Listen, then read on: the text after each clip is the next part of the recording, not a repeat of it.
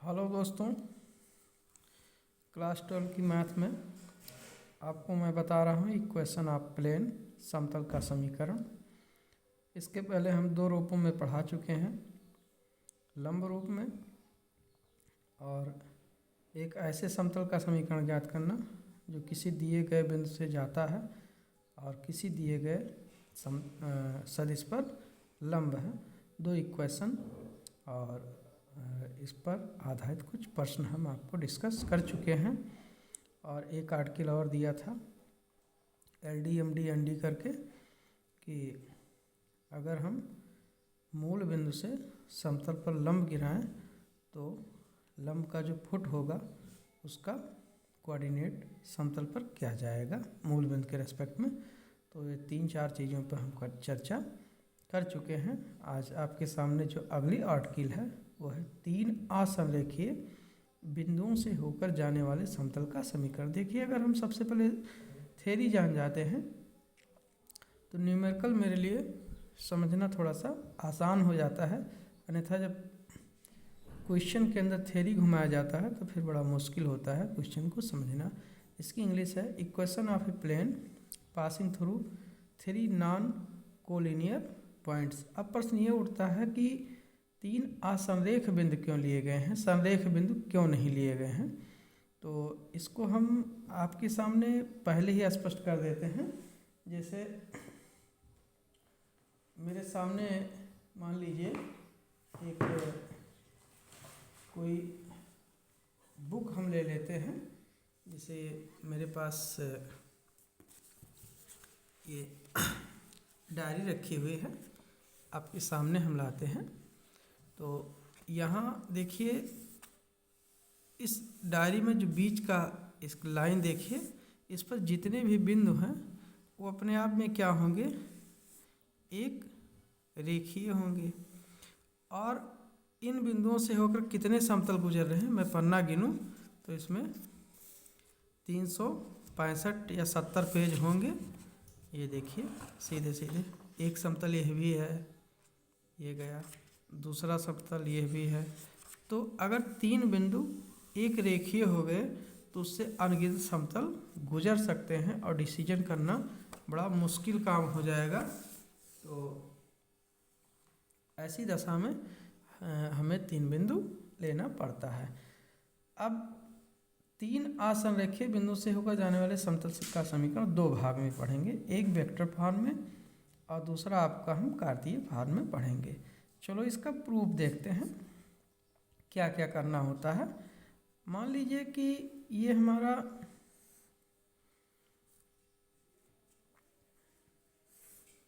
x अक्ष, y अक्ष, z अक्ष और ये रहा आपका मूल बिंदु।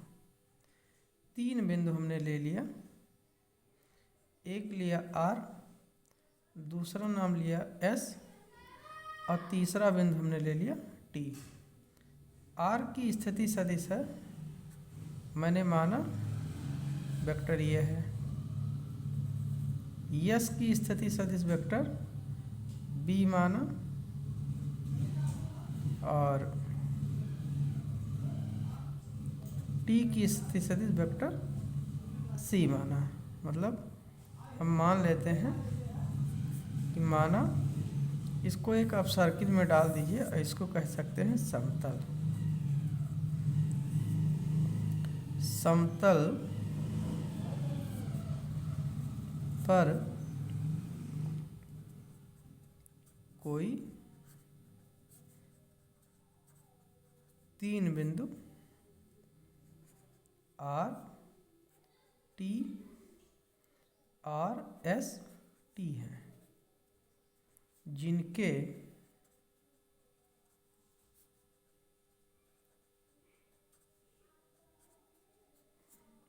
स्थिति सदिश क्रमशः vector A, vector B, vector C है।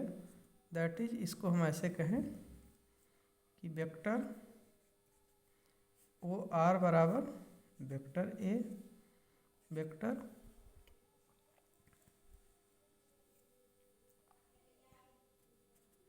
ओ एस बराबर वेक्टर बी और वेक्टर ओ टी बराबर वेक्टर सी। अब ये तीनों बिंदु कहाँ लाई कर गए? समतल पे, और तीनों आसनरेख हैं, यानी ये तीनों बिंदु अलग अलग रेखाओं पर, एक रेखा पर नहीं है। हम मान लेते हैं कि माना समतल पर कोई चर बिंदु P है तथा OP बराबर वेक्टर R। तो इस तरीके से हमने ये मान लिया कि vector A, vector B, vector C स्थिति सदिश हैं बिंदु R, बिंदु S और बिंदु T के, और कोई बिंदु P है जिसका स्थिति सदिश वेक्टर R है। अब इसी बात को हम आगे बढ़ाते हैं, आपके सामने रखते हैं। ये इसके लिए हमें काम एज्यूम करना होगा एक बात कि जो समतल के विषय में आपको एक जानकारी रखनी होगी। जैसे मान लीजिए यहाँ पर आपके सामने एक हम चित्र खींचते हैं, जैसे आपका ये समतल है और यही सपोज करते हैं कि ये बिंदु आपका R है और ये बिंदु S है।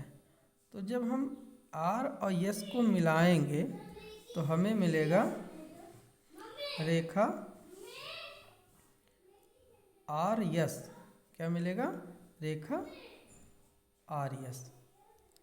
और अगर हम R को T से मिला दें तो हमें क्या मिलेगा? रेखा RT। तो अब हम क्या करते हैं कि RS फाइंड करते हैं, वेक्टर RS। तो वेक्टर RS कहाँ पड़ेगा?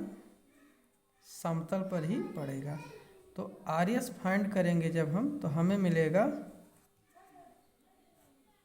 OS minus OR। तो OS का मान यानी स्थिति सदिश मैंने माना है कि वेक्टर B के बराबर है, OR का हमने वेक्टर A के बराबर मान लिया। इसी प्रकार से RT निकाल लीजिए। तो जब आप बिंदु R और T को मिलाएंगे तो आपको वेक्टर RT मिलेगा, यह भी समतल पर होगा। इतना माइंड में रखना कि RS और RT दोनों समतल पर ही लाई कर रहे हैं। तो इसका हो जाएगा OT माइनस OR। OT किसके बराबर है? OT है वेक्टर C के बराबर। ये प्री एज्यूम हम कर चुके हैं। ये T बिंदु का स्थिति सदिश वेक्टर C है और OR है वेक्टर A के बराबर। तो अब हम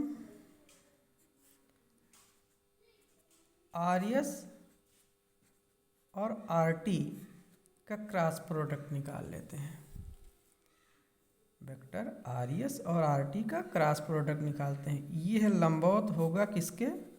समतल के।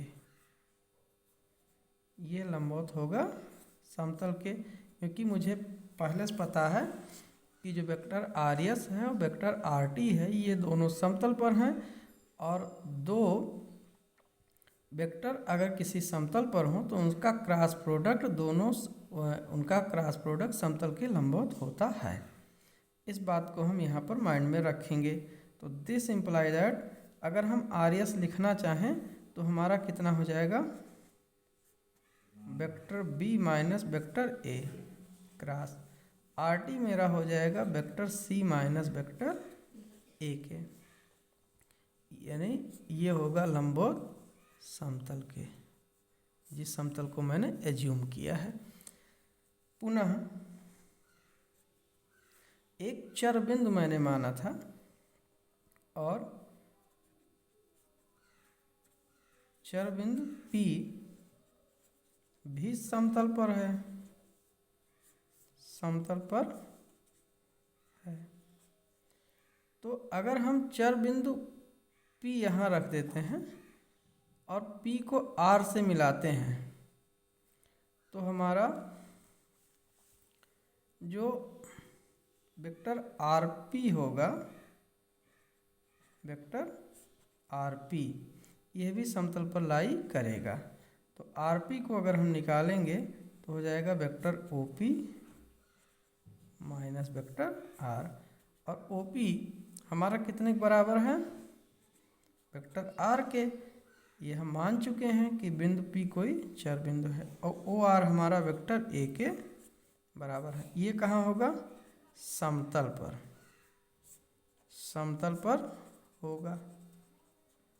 अब हमारे पास दो वेक्टर मिल गए, एक वेक्टर है vector R minus vector A, ये कहाँ है, समतल पर, और दूसरा vector B minus vector A cross vector C minus vector A, ये समतल पर क्या है, लंब है। ये मैंने लंब का चिन्ह बना है, लंब है समतल पर। तो दो सदिश अगर लंबवत हैं तो उनका डॉट प्रोडक्ट क्या होता है, अगर दो सदिश लंबवत हैं तो उनका डॉट प्रोडक्ट शून्य होता है। तो इसलिए हमें क्या मिल गया, vector RP dot vector RS cross vector RT equal to 0। अब इनके मान रख दीजिए, vector R minus vector A dot vector RS cross vector RT हम निकाल चुके थे, vector B minus vector A cross vector C minus vector A equal to हमें क्या मिल गया, 0 मिल गया। तो यह उस समतल का समीकरण है जो तीन असमरेख बिंदुओं से होकर जाता है। अब इस पर अगर हम निष्कर्ष की बात करें, मान लीजिए अगर बिंदु समरेख हो गए तो समरेखता सिद्ध करने के लिए भी इससे हम कुछ निष्कर्ष निकालेंगे, बट इसके पहले हम इसका कार्तीय रूप पढ़ेंगे। तो कार्तीय रूप की अगर हम बात कर लें तो कार्तीय रूप हम कैसे निकालेंगे। हम मान लेते हैं कि बिंदु P का निर्देशांक x, y, z है, और बिंदु R का निर्देशांक x1, y1, z1, बिंदु S का निर्देशांक x2, y2, z2, और सॉरी यहाँ ऐसे रहेगा, और बिंदु T का निर्देशांक x3, y3, z3 है। तो ऐसी सिचुएशन में हम इन मानों को यहाँ पे ट्रांसफ़र करेंगे, और ट्रांसफ़र करने के बाद में देखिए मैंने लिख रखा था, थोड़ा समय बचाना होता है। जब बिंदु P, बिंदु R, बिंदु S और बिंदु T के मान जब हम रखेंगे तो हमें क्या मिलेगा, x minus x1, y minus y1, z minus z1, और दूसरे रो में x2 minus x1, y2 minus y1, z2 minus z1, x3 minus x1, y3 minus y1 और z3 minus z1 equal to हमें क्या मिल जाएगा, 0 मिल जाएगा। तो फिलहाल के लिए अब इसका वेरिफिकेशन देना कोई बहुत बड़ा काम नहीं है। चलिए इसमें 2-3 लाइनें हम और पूरा कर लेते हैं। जैसे यहाँ देखिए, आपको सबसे पहले क्या निकालना होगा, vector R minus vector A। तो वेक्टर R का मतलब हो गया यहाँ पे x I cap, y j cap और z k कैप, अब वेक्टर ए का मान हो गया x1 y1 j कैप और z1 k कैप। तो इसको जब सॉल्व करोगे तो x minus x1 i cap और y minus y1 j cap z minus z1 k cap मिलेगा। इसी प्रकार से आप vector b minus vector a निकालेंगे और vector c minus vector a निकालेंगे और स्केलर ट्रिपल प्रोडक्ट वाले प्रॉपर्टीज में रखेंगे और फाइनली आपको ये रिजल्ट मिल जाएगा। इसकी अपेक्षा हम आपको न्यूमेरिकल क्वेश्चन पे ज़्यादा जोर देंगे, वो ज़्यादा बेहतर होगा यहाँ पे।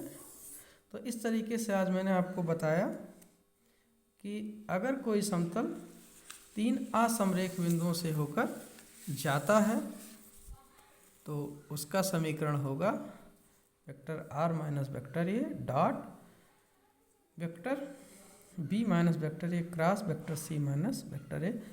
और उम्मीद है कि आप लोगों को समझ में आया होगा। एक लाइक और सब्सक्रिप्शन की उम्मीद करते हैं। Thank you.